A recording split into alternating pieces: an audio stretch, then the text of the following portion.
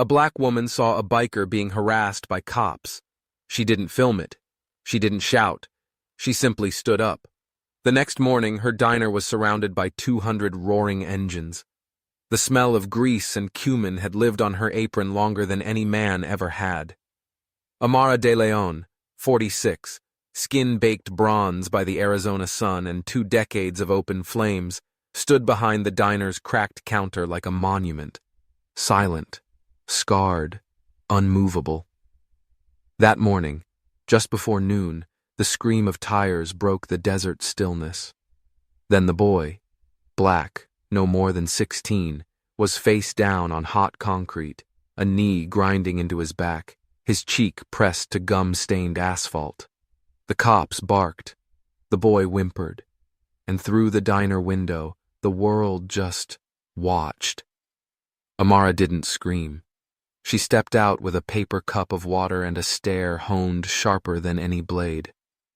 "Don't let this water get warm," she said, voice low, steady, "or the boy'll stop breathing."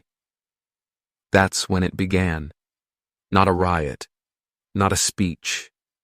A reckoning, served by a woman in grease-stained cotton and fire in her bones.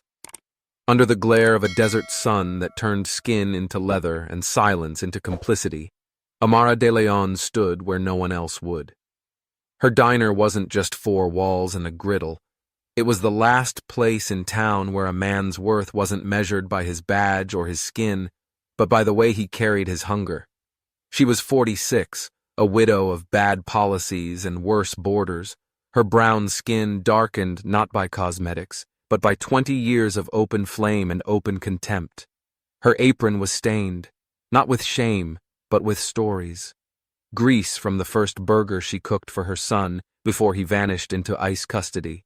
Spice from 1,000 bowls of pozole served to men who tipped with crumpled dollars and eyes that never met hers.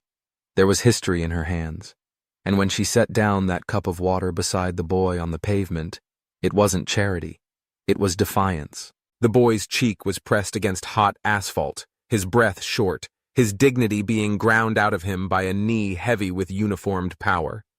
His crime was proximity.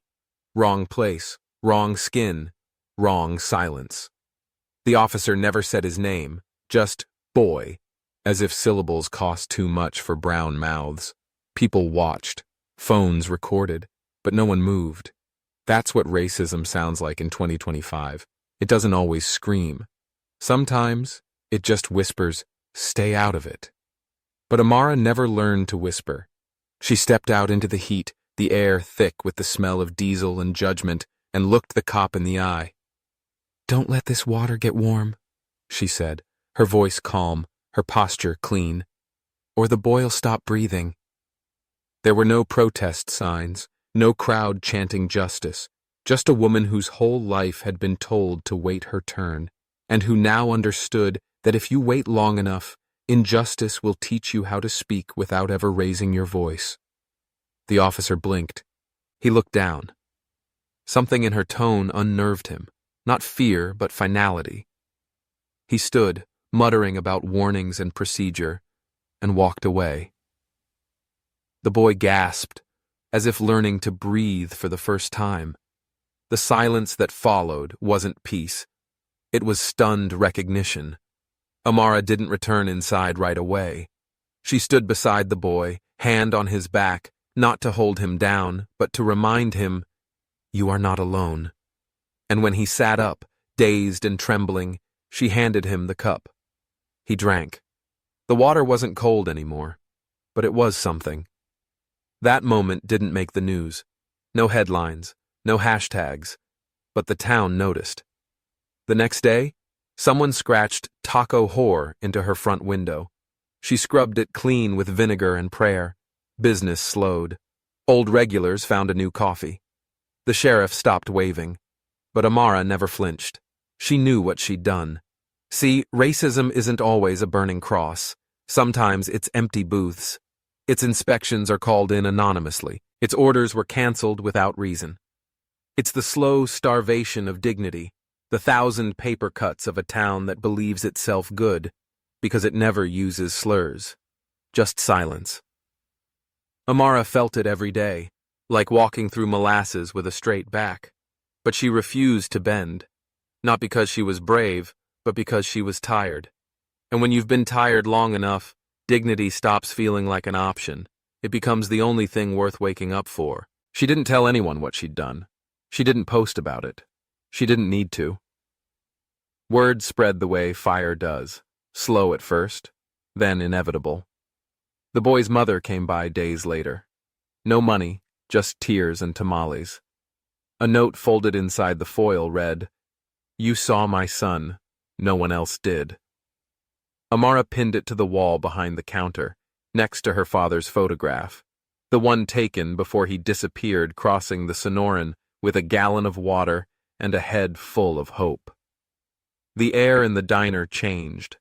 Not better, not worse, just sharper. Like everyone was breathing in a truth they'd spent years trying to ignore. And Amara? She kept cooking, kept cleaning, kept standing. Because some wars aren't fought with fists or flags. Some wars are fought with coffee refills and a hand that doesn't shake when it lays a menu down in front of someone wearing a badge and a history. This wasn't the climax. This was only the quiet before the storm. But even storms begin with a shift in the wind, and Amara had just opened the door. Because in a town that had forgotten how to look people in the eye, she reminded them that justice doesn't always arrive on a podium.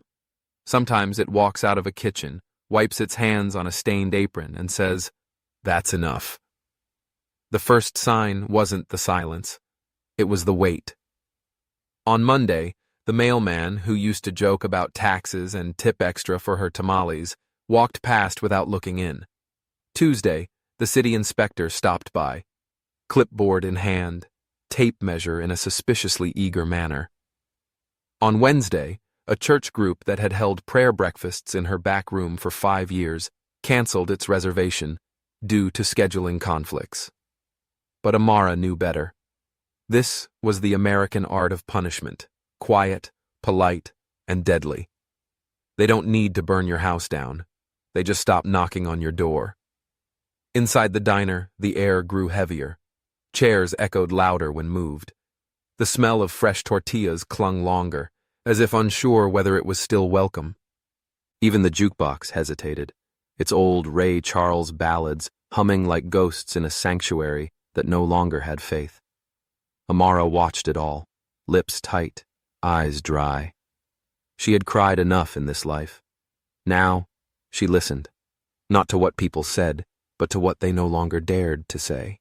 That Friday, someone spray-painted the word traitor across the side wall. Red, sloppy, cruel. She didn't paint over it. Not yet. She left it there like a scar. Uncomfortable. Undeniable. The kind of mark you stop pretending doesn't hurt. Because what no one tells you about standing up is what happens afterward. The cameras leave. The hashtags fade. But the whispers begin. The ones that question your loyalty, your judgment, your right to exist between two flags. One draped in stars, the other in survival. They don't need to say you're not welcome. They just need to act like you're invisible until you believe it yourself. But Amara didn't believe it. She couldn't afford to. Every morning, she lit the grill at 5, just like her mother had when she ran the kitchen back in El Salvador, before the war took her laughter and the river took her father. Amara cooked like she prayed, consistently, honestly, without need for thanks. And every night, she locked the door with the same hands that once pulled her son out of a border-holding cell where the guards called him Number 14 because they couldn't pronounce Mateo. The boycott wasn't organized. It didn't have a face. It was 1,000 tiny acts of erasure, carried out by a town that fancied itself post-racial, until one brown woman gave water to a black boy under a white boot. Then came the knock. It was almost noon, and the diner was empty again. Just Amara and the hum of old neon. The knock was soft, then firmer. She opened the door and found a man in his 50s, weathered and polite, wearing a faded denim vest stained from sun and road. His eyes were tired but kind. Behind him stood 3 others, diverse, rough-edged, respectful. They didn't look like trouble. They looked like people who knew what it meant to be seen as trouble. "You're the one who stood up?" he asked, voice low. Amara hesitated. She didn't nod, didn't answer, just held his gaze. He smiled, something solemn in it. "Wyatt's my cousin. Said you helped him breathe. Said you didn't flinch." Then he handed her a paper bag, warm with fresh groceries. Eggs, cheese, coffee. She looked inside, then up at him, eyes narrowing. "Word gets around," he said. "Some of us don't forget kindness." Before she could speak, more motorcycles pulled in. 6, then a dozen, then more. Not loud, not flashy, just steady, like rain you didn't know you'd been praying for. They filled the parking lot and waited. One by one they entered, ordered quietly, paid in cash, tipped with nods and gratitude. No speeches, no slogans, just presence. A different kind of protest, one built not from anger, but from memory. Amara worked the counter in silence, eyes burning. Not from pain this time, but from something older, something more profound. Recognition. For the first time in weeks, the diner smelled like life again, like bacon and chili powder and the kind of laughter that comes from knowing you're still here, even when they tried to write you out. The town watched through blinds, from across streets, behind tinted windows, and though no one said it aloud, they saw what Amara already knew. Solidarity doesn't always wear a uniform. Sometimes it arrives dusty on 2 wheels, carrying only a name and a debt. By sundown, the diner's wall still bore the word traitor, but beneath it, someone had scribbled 2 more words. Not alone. By Sunday, the street outside the diner looked like it had given up breathing. The sun hung lower, as if ashamed of how much heat it had lent to hatred. Amara sat alone at the back booth, her apron still on, her eyes fixed on the parking space where the boy had fallen. The asphalt was clean now, pressure washed by the city without being asked. The stain was gone, but she remembered the way his fingers had curled against the pavement, like roots pulled too early from the earth. That night, a customer came in, not for food, for a warning. He was white, middle-aged, a local contractor whose kids she used to feed for free when his wife got sick. He looked uncomfortable, like his conscience was having a coughing fit. "Some folks, they're talking, saying you made the cops look bad, that you're stirring things up. Word is, there's a petition to have your food license reviewed."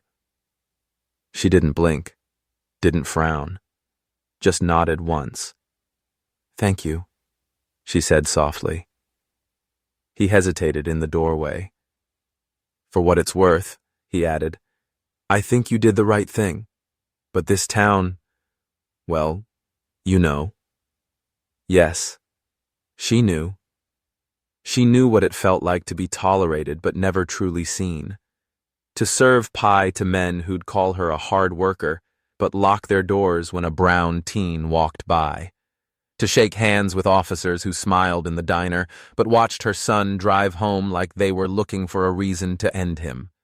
She knew the town well, its beauty and its cowardice, its charm and its silences. That week, the letters started arriving. No return address, typed, precise. "Maybe you should go back to El Salvador. You're a danger to our children. This town was peaceful before you made it about race." The words weren't violent, but they were sharper than blades.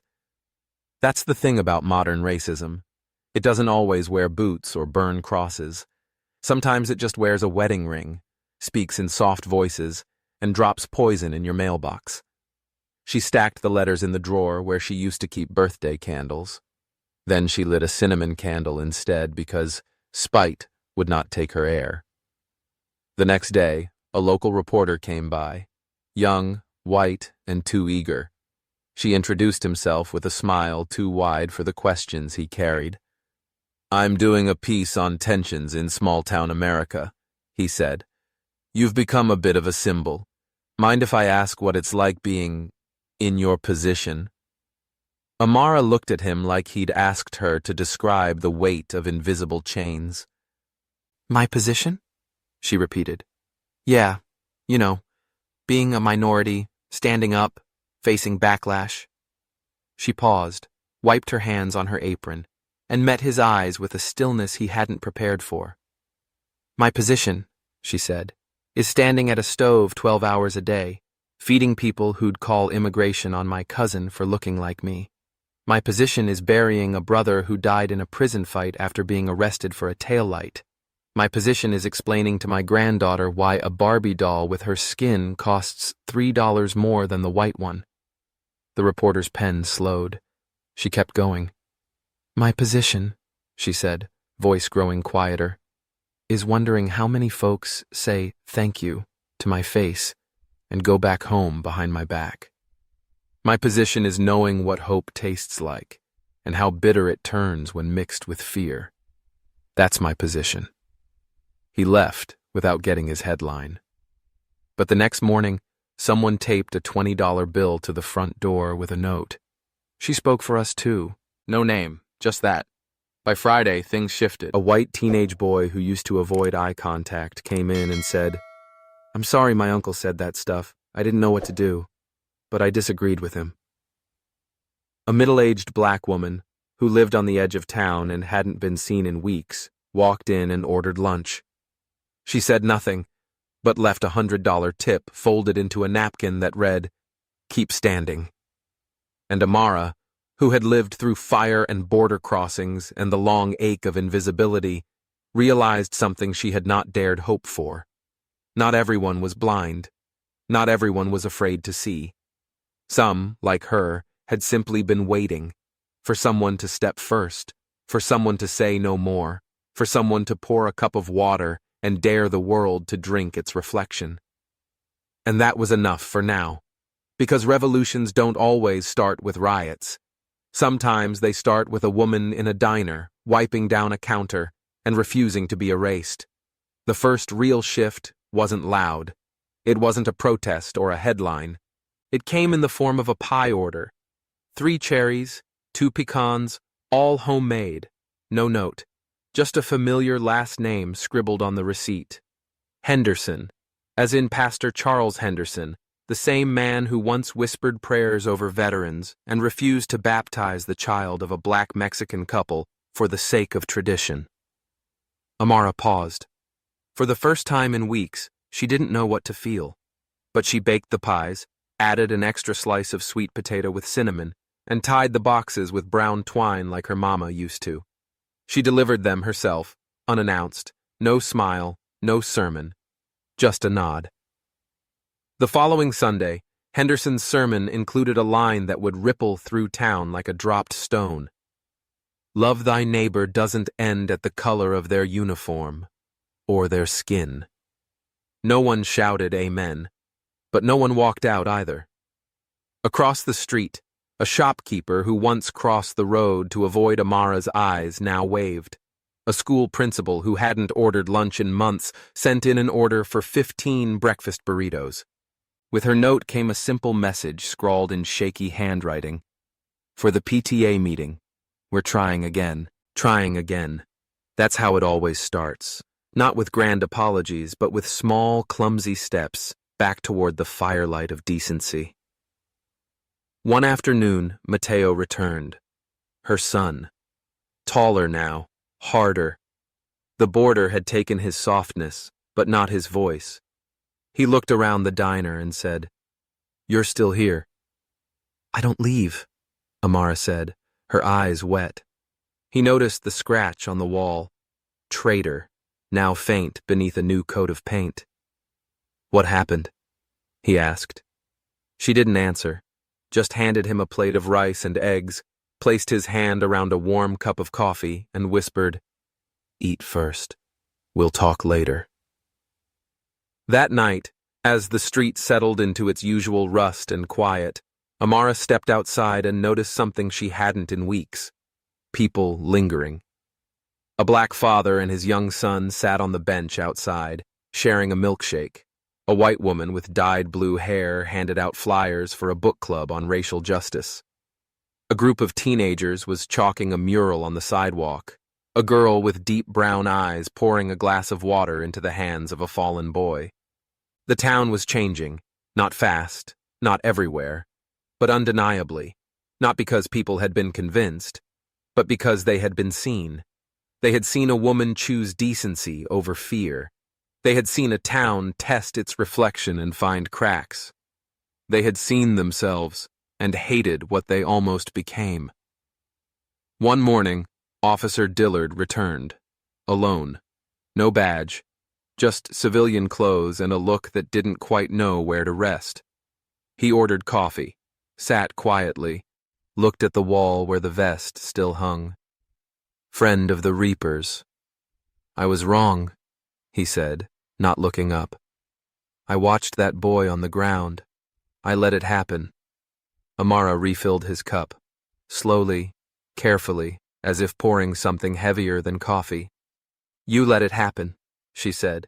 Not cruel, not kind, just true. Dillard nodded. I see that now.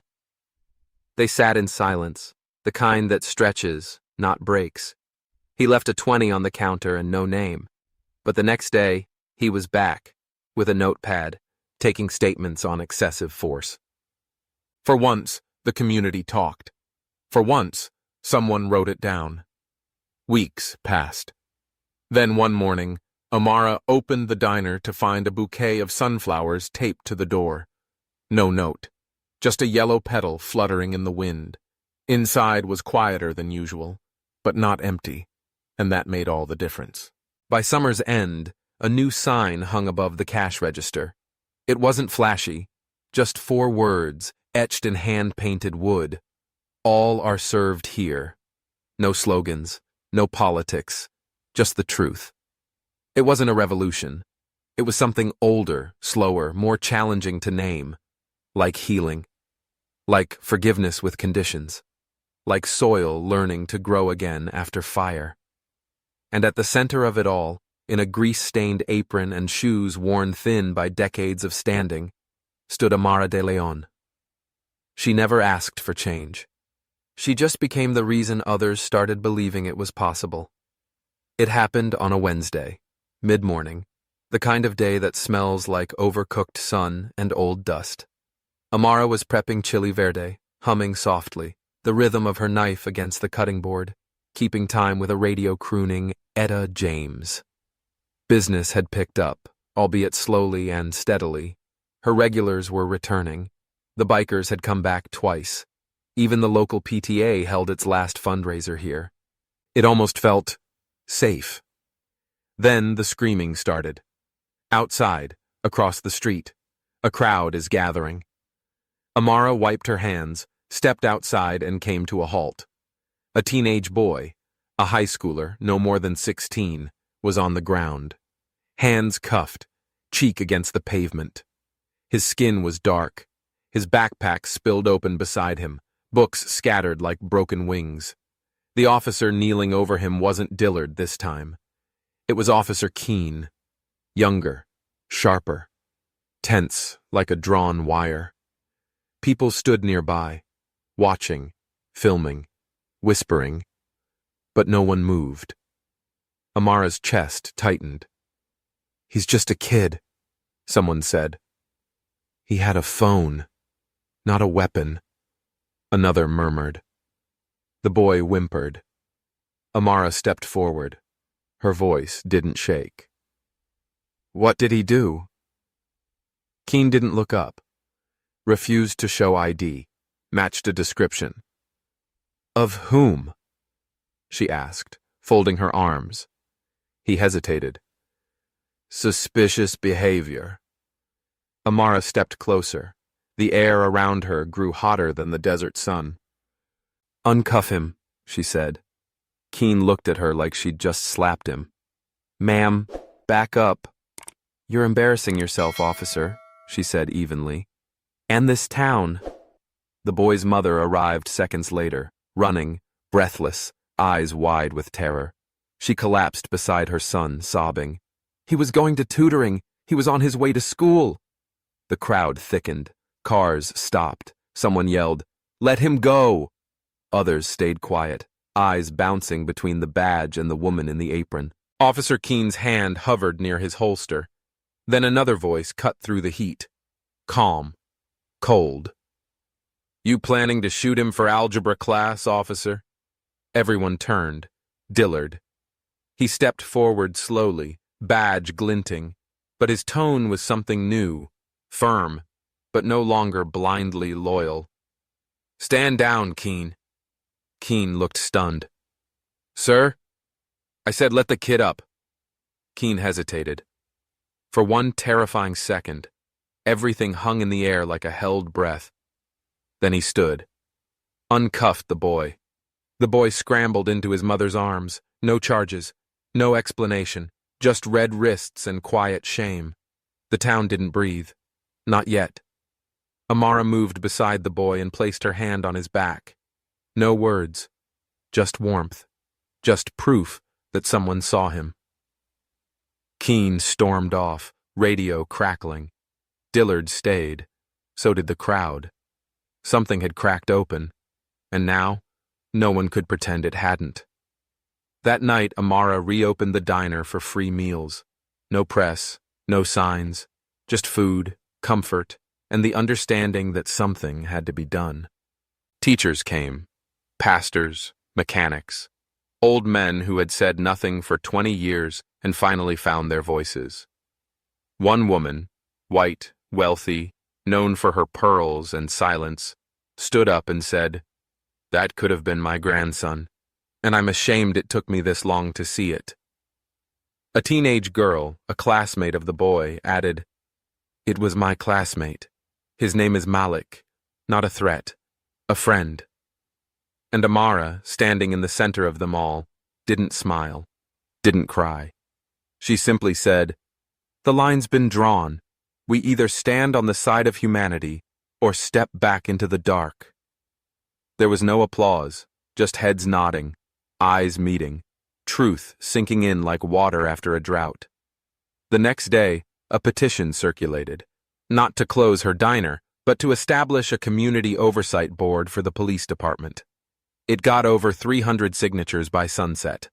The high school announced a new elective, Race and Responsibility, American History Revisited. The boy's mother came in quietly that evening, paid in full, left a note. "You didn't just save my son. You saved a town that was about to forget itself." And above it, she wrote the words Amara would never forget. "What you serve is more than food. It's clarity." It didn't end with fireworks, or a mayoral speech, or a viral video. It ended the way change always does in places like this. Quietly, stubbornly, beautifully. The sun rose like it always did, but the town looked different. Maybe not in its buildings or streets, but in the way people walked. Heads a little higher, shoulders a little less burdened by history. Amara stood at the diner's window, coffee in hand, watching the morning unfold. She saw Malik riding his bike past the school, helmet crooked, but free. She saw Officer Dillard on foot patrol, nodding to the bakery owner who once called the police on a group of black teens for loitering, but now gave them half-price bagels and asked about their grades. She saw Mrs. Talbot, once her loudest critic, sitting outside with a friend from church. They were knitting. The friend was black. Their laughter crossed the street like a hymn. Inside the diner, the vest still hung behind the counter. Friend of the Reapers. It no longer looked like a symbol of rebellion. It looked like history. Like proof. Like legacy. That afternoon, the high school asked Amara to speak at the first assembly of the year. Not about food, not even about race. Just about what it means to stand your ground when the world leans the other way. She almost said no. What would she tell them? That she was scared, even now? That there were nights she lay awake, wondering if her name was still being cursed at some dinner table down the block? But then she re-examined the invitation. The letter wasn't signed by the principal. It was signed by 10 students, black, white, Latino, mixed, all saying, "We want to hear from you, please." So she went. No microphone, no notes, just her voice and an old blue dress she hadn't worn since Mateo's graduation.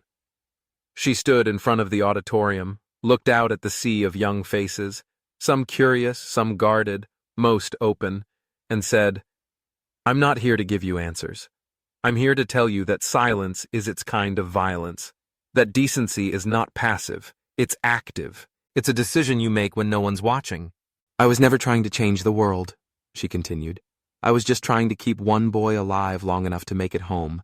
And somehow, that was enough." No standing ovation, no tears. But afterward, a girl approached her. Freckles, braces, maybe 15. She handed Amara a folded note and walked away. Inside, it read, "My dad used to call people like you troublemakers. I think he was wrong. I want to be like you when I grow up." That night, Amara sat in her booth at the diner, lights low, the smell of cinnamon and cumin still lingering in the air. Mateo had closed up early. Malik had stopped by after school just to say, "Thank you." The mural outside had been finished by the art class, her silhouette, back turned, facing the horizon, one hand on the boy's shoulder, the other holding a plate. No crown, no cape, just a woman, doing the right thing. Across the street, someone played a guitar. A couple danced barefoot on the pavement. It wasn't perfect. It never would be. But it was better. And sometimes, that's all you can ask for in a country still learning how to remember all its people. Amara sipped her coffee, closed her eyes, and for the first time in a long time, she didn't feel alone. Not a hero, not a martyr, just a name they would remember, not because she shouted, but because she stayed, because she saw, because when the world told her to turn away, she turned toward the fire and made a meal of it. They didn't remember her because she made speeches. They remembered her because she didn't look away. When silence was safest, she chose to speak the truth. When kindness came at a cost, she paid in full. And maybe that's what this story is about. Not heroes or headlines, but people who choose to stay when others turn their backs. If this story moved something in you, even a little, tell us. Have you ever stood up when it wasn't easy? Or did someone once stand up for you? Leave a comment. Share this with someone who needs reminding. Kindness is never wasted. And if you believe stories like this matter, please subscribe to our channel. We have more to tell. Thanks for listening. Until next time, stay human. And remember, sometimes the strongest voice is the one that simply says, "I see you."